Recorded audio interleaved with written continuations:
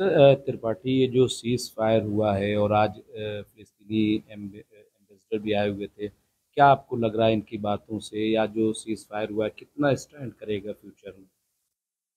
उनकी बातों से बड़ी उम्मीद जगी। सीज फायर का वायलेशन भी हो रहा है बीच बीच में, लेकिन कम से कम इन प्रिंसिपल इसराइल की हुकूमत मान गई कि भाई हम अदला बदली करेंगे बंदियों की, और एक सरहद से पीछे अपने आप को हटा लेंगे। हालांकि वहां से भी वो करते, तो कम से कम एक शुरुआत हुई है, लेकिन जस्ट इट्स ए बिगिनिंग। वो तो इसी किस्म के, मैं हमेशा कहता हूँ कि जैसे किसी आदमी के गर्दन पे आप पाँव रख लो और उसको मारो, तो कोई कहे कि भाई मारना बंद करो, आपने मारना तो बंद कर दिया, गर्दन पे पाँव तो है, दम तो घुट रहा है आदमी का। तो इसलिए गर्दन से पाँव हटाना जरूरी है। गाजा और वेस्ट बैंक से इजरायली बंदिशों का हटना, वहाँ की मिलिट्री और पुलिस का हटना लाजमी है। जो 1993 में ऑस्लो एग्रीमेंट हुआ, कम से कम उसी को मानो। आप कुछ तो इंसानियत का जो रास्ता है उस पर चलो, ये मेरा इस पे सवाल है।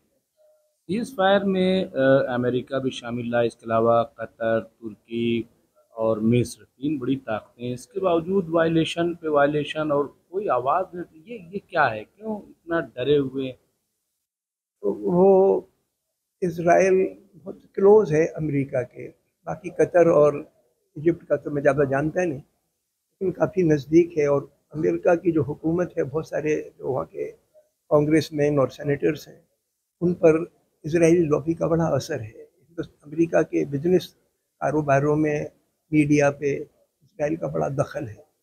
तो वो इसराइल को वो कोई टर्म डिक्टेट कर सकें, ऐसा बहुत ही कम होता है।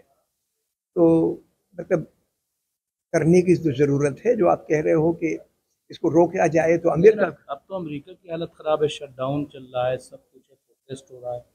हाँ, तो इसीलिए तो ये सीज फायर हुआ, उसका असर है। मैं मानता हूँ कि अमेरिका में जो आंदोलन खड़े हुए, उसकी वजह से इनको जरा बैकफुट अमेरिका को सपोर्ट करना पड़ा। अदरवाइज बहुत अरसे से ट्रंप की जो नीतियां थी, वो इस सवाल पर बड़ी सुपरफिशियल थी, लेकिन इस बार उनको एक इनिशिएटिव लेना पड़ा।